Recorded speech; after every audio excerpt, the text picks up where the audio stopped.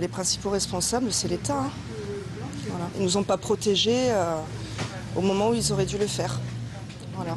Et qu'il y ait un non-lieu, c'est quand même c'est dégueulasse. Vous vous souvenez peut-être de la version officielle des autorités françaises après la catastrophe de Tchernobyl. Le nuage radioactif s'est arrêté à nos frontières, comme par miracle. À l'époque, vous vous en souvenez, on avait raconté que ce fameux nuage s'était arrêté à la frontière, ce qui était faux bien sûr. Le professeur Pellerin ne sera pas jugé. Il était le seul mis en examen. Accusé d'avoir minimisé l'ampleur des retombées radioactives sur la France après la catastrophe de Tchernobyl, le professeur Pellerin, à l'époque à la tête de l'autorité de protection nucléaire, avait été mis en examen pour tromperie aggravée. C'est une décision qui, du point de vue des victimes, est une décision qui va laisser un goût amer.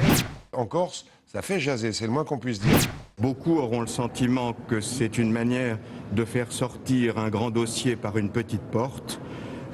Les doses annoncées à l'époque étaient 100 à 1000 fois inférieures aux doses réellement reçues en France. Seulement voilà, aucune étude d'ampleur n'a prouvé de lien entre cette radioactivité et des maladies ou des cancers. Selon un récent rapport d'experts, les troubles de la thyroïde auraient pourtant considérablement augmenté en Corse depuis la catastrophe.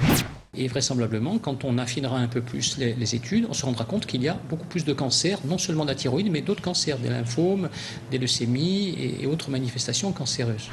Les 656 malades qui avaient porté plainte vont se pourvoir en cassation. On a la vérité en face, donc la colère, elle monte.